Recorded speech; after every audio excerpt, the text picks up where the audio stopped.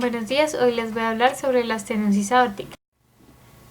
La definición de estenosis aórtica es que la válvula aórtica no se abre completamente, lo cual disminuye el flujo de sangre desde el corazón. La palabra estenosis significa fallo de la apertura completa de una válvula. Como ya sabemos, la aorta es la principal arteria que lleva la sangre fuera del corazón. Y cuando tenemos estenosis aórtica, la sangre es incapaz de circular con libertad desde el ventrículo izquierdo hasta la aorta. La estenosis aórtica es un problema bastante común. Aproximadamente el 2% de la población mayor a 65 años, un 3% de personas mayores a 75 años y un 4% de mayores a 85 años sufren este trastorno. La etiología de esta enfermedad puede ser congénita o adquirida. Dentro de la congénita podemos ver que se da por una válvula bicúspide, monocúspide o tricúspide, en cuyo caso los síntomas se manifiestan durante la infancia, la adolescencia o la vida adulta, según el grado de alteración valvular. En ocasiones puede asociarse con insuficiencia adquirida. En cuanto a la adquirida, tenemos varias clases. Una es secundaria a fiebre reumática, que representa el 25% de los casos y suele asociarse a compromiso de la válvula mitral. Los síntomas se presentan en la vida adulta. Otra forma es la calcificada o degenerativa, que es por calcificación valvular, representa el 50% de las estenosis aórticas en mayores de 70 años y se asocia con insuficiencia aórtica en un 25% de los casos. Las dislipidemias y la diabetes son factores de riesgo para su desarrollo. Y por último tenemos las causas raras, que son vegetaciones infecciosas obstructivas, enfermedad de Paget, hiperlipoproteinemia homocigótica tipo 2, LES o irradiación. La fisiopatología de esta enfermedad es la siguiente. La estenosis valvular supone un aumento de la resistencia a la eyección de la sangre desde el ventrículo izquierdo hacia la aorta. Para mantener este flujo sanguíneo, el corazón debe desarrollar un gradiente de presión entre el ventrículo y la aorta. Esto nos va a aumentar la presión sistólica interventricular, lo cual conduce al desarrollo de la hipertrofia ventricular. Esta hipertrofia ventricular nos va a causar las siguientes alteraciones, que es una disminución de la distensibilidad ventricular, un aumento de las demandas de oxígeno del miocardio y el fallo ventricular. La mayoría de las personas con estenosis aórtica permanecen asintomáticos durante periodos prolongados. Los síntomas característicos son la angina de pecho, el síncope y la disnea de esfuerzo. Y una vez aparecen, la supervivencia del paciente se reduce si no se resuelve la obstrucción valvular. Así, el promedio de vida es de 2 años cuando aparece la disnea, es de 3 cuando aparece el síncope y de 5 años cuando se desarrolla la angina de pecho. A continuación, se van a describir cada uno de los principales síntomas de esta enfermedad. La angina de pecho en forma característica aparece con el esfuerzo y se ve con el reposo. Se presenta hasta en un 66% de los pacientes con estenosis aórtica grave. Un 50% de los pacientes con angina tiene enfermedad coronaria significativa asociada. En el resto, el síntoma depende de donde se equilibre entre la demanda y el aporte de oxígeno, como consecuencia de la hipertrofia ventricular. El siguiente síntoma es la disnea de esfuerzo. Es secundaria a una elevación de la presión diastólica del ventrículo izquierdo, por disminución de la distensibilidad secundaria a la hipertrofia y por deterioro de la capacidad contráctil del miocardio. En casos extremos se puede llegar a establecer una hipertensión pulmonar e insuficiencia cardíaca global. Por último, el síncope de esfuerzo. Por lo común se presenta durante el esfuerzo.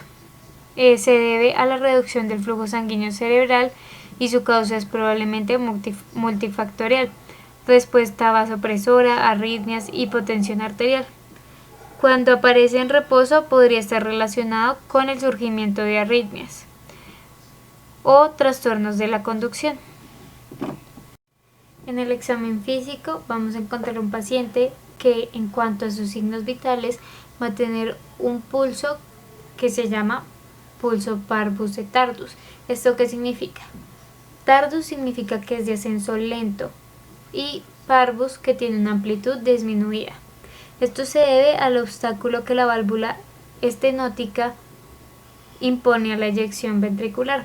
A medida que la obstrucción valvular progresa, podemos ver que la presión arterial y la presión de pulso se reducen. Se debe tener en cuenta que en pacientes ancianos con arterias poco elásticas que tienen un pulso amplio, esto puede percibirse como normal.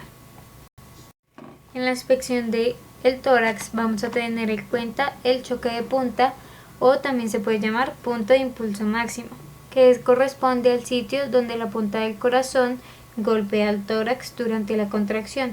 Su localización normal es en la inspiración en el quinto espacio intercostal izquierdo, ligeramente por dentro de la línea medioclavicular, y en la inspiración profunda en el sexto espacio intercostal izquierdo, también por dentro de la línea medioclavicular. En estas personas el choque de punta es intenso y sostenido. Habitualmente no se encuentra desplazado. En la palpación del tórax vamos a encontrar que se palpa un latido apexiano intenso y en ocasiones se perciben 2 latidos. Y además con frecuencia se percibe un frémito sistólico.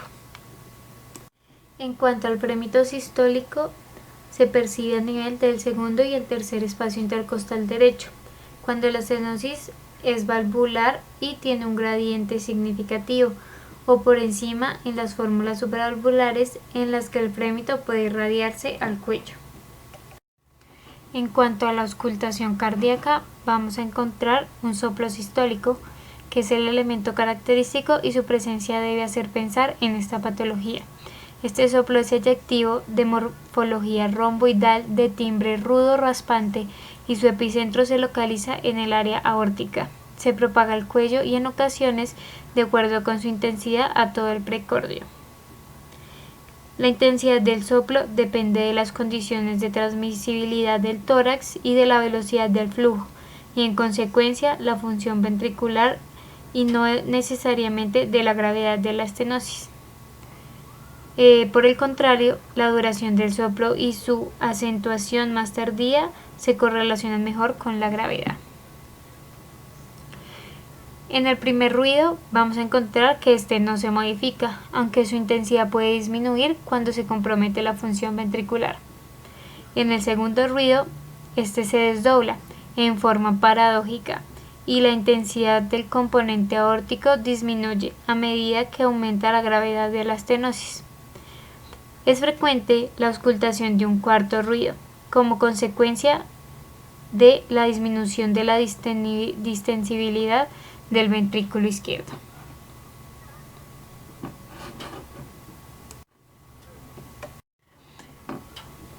Se pueden realizar unos exámenes complementarios para confirmar el diagnóstico de estenosis aórtica. Uno de estos es el electrocardiograma. El hallazgo más frecuente en este es la hipertrofia ventricular izquierda, que se observa en el 90% de los pacientes. Habitualmente adopta la forma de sobrecarga sistólica, con retraso del tiempo de activación ventricular y modificación del primer vector.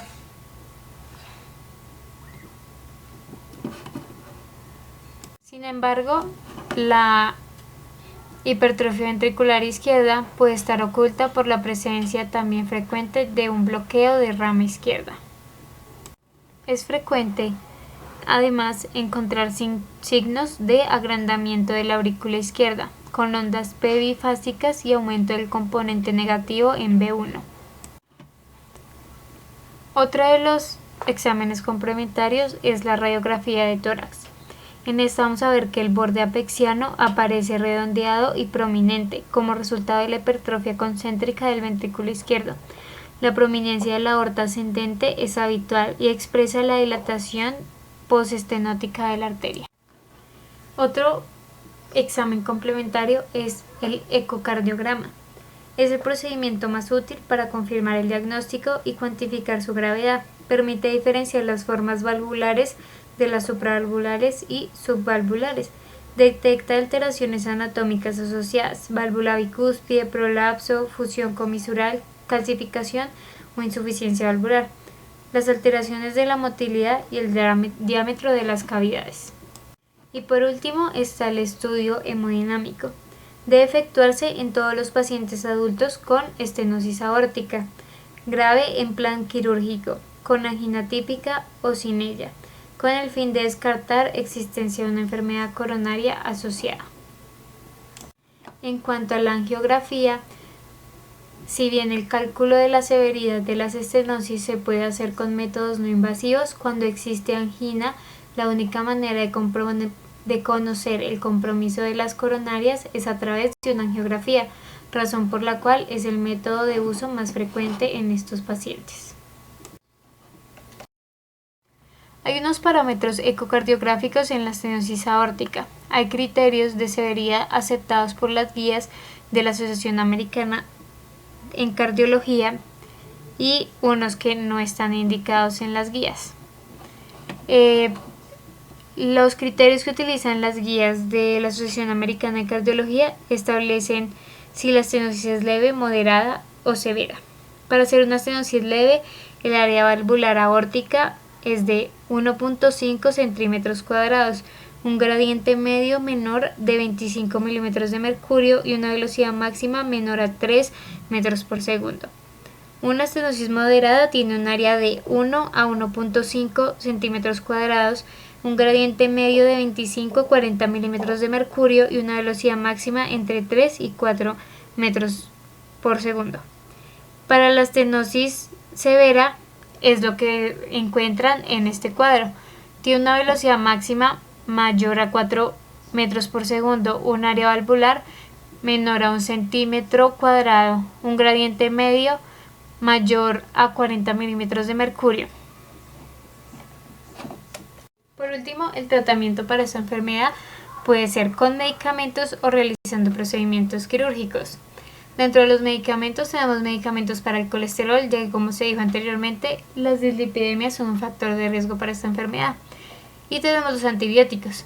Estos se dan si alguna vez la persona ha sufrido o ha tenido fiebre reumática y son para combatir o prevenir una infección.